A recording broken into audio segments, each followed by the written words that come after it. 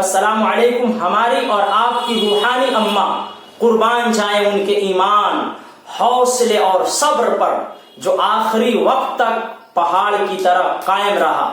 اور زبان پر حرف شکایت تک نہیں آنے دیا۔ مصیبت کی اس گھڑی کے اندر بھی زبان پر کوئی شکایت کے الفاظ نہیں آئے، ورنہ آج کل کی خاتون ہوتی تو کیسی کیسی باتیں کرتی کہ ہمیں کس کے حوالے چھوڑ گئے، یہاں نہ پانی ہے، نہ آبادی ہے، نہ انسان ہے، کس کے حوالے چھوڑ گئے۔ لیکن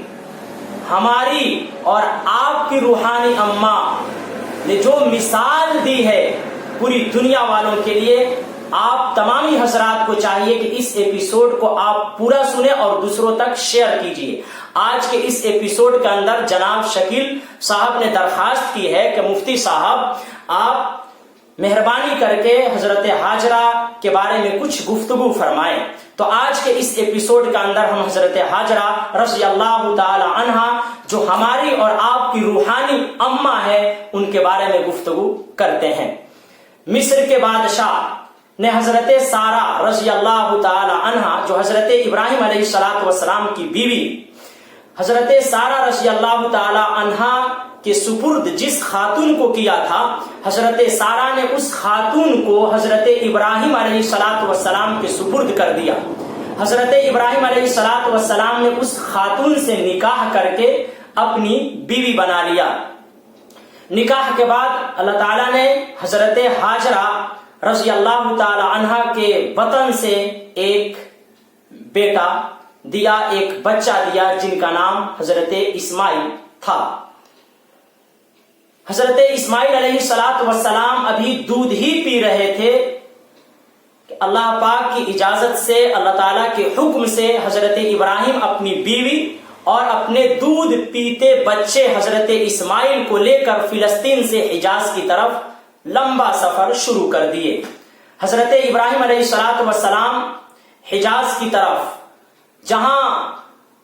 کوئی آبادی نہیں، جہاں کوئی پانی نہیں، کوئی انسان نہیں، چٹیل میدان، لق و دق میدان، کوئی کھیتی نہیں، وہاں لے کر آئے اور پڑاؤ ڈالا۔ جتنے دن اللہ کو منظور تھے حضرت ابراہیم علیہ السلام وہاں پڑاؤ ڈالے رہے، اور پھر اللہ کی اجازت سے، اللہ کے حکم سے وہاں سے آپ فلسطین کی طرف روانہ ہو گئے۔ حضرت ہاجرہ جو بخاری وغیرہ کی روایت میں آتا ہے، صحیح روایت کے اندر حضرت ہاجرہ حضرت ابراہیم علیہ السلام کے پیچھے چل رہی تھی، اور بعض روایتوں کے اندر آتا ہے کہ وہ آواز دے رہی تھی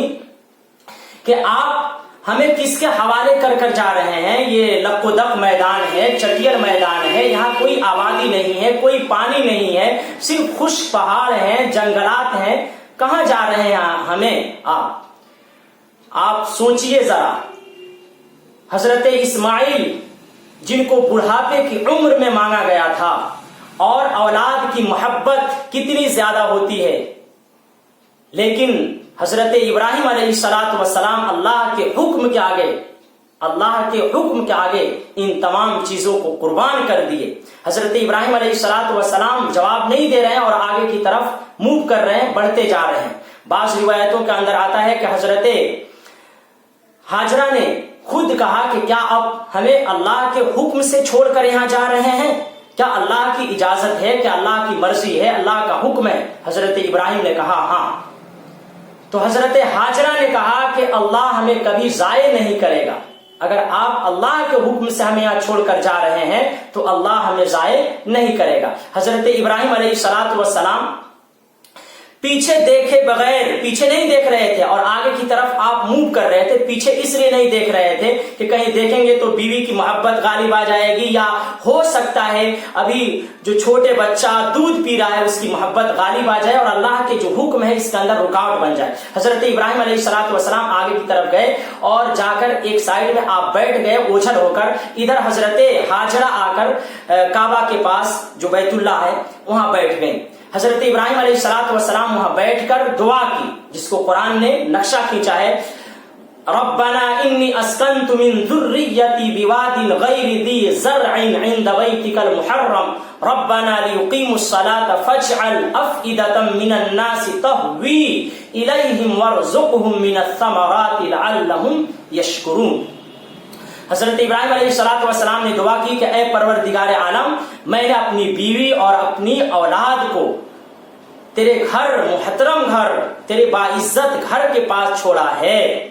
تاکہ وہ لوگ نماز پڑھیں، نمازوں کی پابندی کریں۔ اے پروردگار عالم، تو تمام لوگوں کے دلوں کو ان کی طرف مائل کر دے اور پھلوں کے ذریعے ان کو رزق دے تاکہ وہ شکر گزار بنے۔ حضرت ابراہیم علیہ السلام پھر وہاں فلسطین وہاں سے چلے آئے۔ حضرت ہاجرہ یہاں لک و دک میدان، چٹیل میدان، سنسان، کوئی انسان نہیں، کوئی آبادی نہیں، کوئی پانی، کچھ نہیں۔ ان کے پاس کچھ کھجوریں تھیں اور مشکیزہ وغیرہ کے اندر پانی تھا۔ چند دن کے بعد وہ کھجوریں ختم ہو گئی، وہ پانی سب ختم ہو گئے، اور حضرت اسماعیل علیہ السلام کو پیاس لگنے لگی۔ حضرت ہاجرہ خود پیاس سے تڑپنے لگی، دودھ پلاتی، پانی پینے کے لیے نہیں تھا، کھانے کے لیے کوئی چیز نہیں تھی، ادھر پریشان تھی۔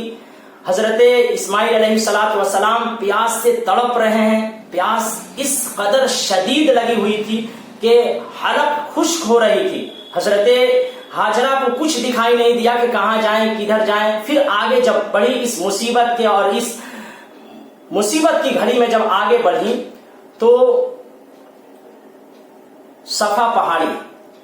پہاڑی سامنے تھی، اس پر آپ گئیں اور وہاں جا کر آپ نے آواز دی، آواز لگائی، لیکن کہیں سے کوئی جواب نہیں آیا، کوئی تھا ہی نہیں۔ پھر آپ وہاں سے چلی آئیں، مروہ پہاڑی پر آئیں، اسی طرح سے 7 مرتبہ آپ نے چکر کاٹا، 7 مرتبہ آپ دوڑتی گئیں، کبھی صفا پر جاتی، کبھی مروہ پر آتی، 7 مرتبہ آئیں۔ جب آخر کار آپ مروہ پر آئیں تو آواز لگائی تو غیب سے آواز آئی۔ حضرت ہاجرہ نے دیکھا تو کوئی نہیں ہے، پھر آپ نے آواز دی کہ اے غیب سے آواز لگانے والے، سامنے آ، جو چیز اگر میں مانگ رہی ہوں اگر تمہارے پاس ہے تو آ، وہ مجھے دے تاکہ میں اپنے بچے کو پانی پلا سکوں۔ حضرت ہاجرہ نے یہ آواز لگائی، پھر حضرت اسماعیل کے پاس آتی ہیں تو دیکھتی ہیں کہ حضرت جبرائیل علیہ السلام اللہ پاک کی اجازت سے آ کر وہاں پر مارے ہیں۔ بعض روایتوں کے اندر ہے کہ انہوں نے اینڑ لگائی اور وہاں سے پانی کے فوارے نکلنے لگے، جسے زمزم کہا جاتا ہے۔ حضرت ہاجرہ نے آیا، ہاجرہ رضی اللہ تعالی عنہ وہاں آئیں اور پانی کو آپ چلو میں بھر کر وہاں جمع کرنے لگی۔ حضرت جبرائیل علیہ السلام نے کہا کہ پانی کہ ضائع ہونے کا خوف مت کرو، ان قریب یہ بچہ اور ان کے والد اس گھر کو بنائیں گے، اور جو اس گھر کو آباد کریں گے مولا کائنات ان کو کبھی غیر آباد نہیں کرے گا، ان کو برباد اور ضائع نہیں کرے گا۔ بعض روایتوں کے اندر آتا ہے کہ حضرت ہاجرہ رضی اللہ تعالی عنہ پتھر لائیں اور وہاں سے یہ پانی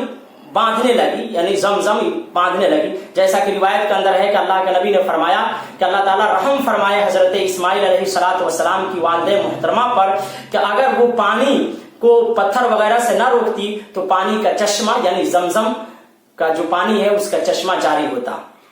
اس گھڑی کے اندر، اس مصیبت کی گھڑی میں حضرت ہاجرہ رضی اللہ تعالی عنہ نے جو مثال قائم کیا اور جو اپنے ایمان، صبر اور حوصلے کو پوری دنیا والوں کو دکھایا، وہ ہمارے اور آپ کے لیے اور پوری دنیا والوں کے لیے ایک نمونہ ہے۔ اللہ پاک کو اپنی اس بندی کی یہ ادا اس قدر پسند آئی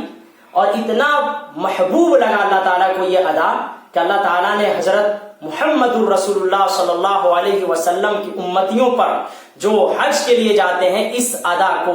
اور ان کے اس کام کو سب کے لیے فرض قرار دے دیا کہ جتنے حاجی جائیں گے وہ صفا اور مروہ کے درمیان 7 چکر لگائیں گے، اور جس طرح سے حضرت ہاجرہ دوڑی تھی اس طرح سے ان کو بھی دوڑنا پڑے گا۔ تو یہ مختصر واقعات اور حالات تھے ہماری اور آپ کی روحانی اماں حضرت ہاجرہ رضی اللہ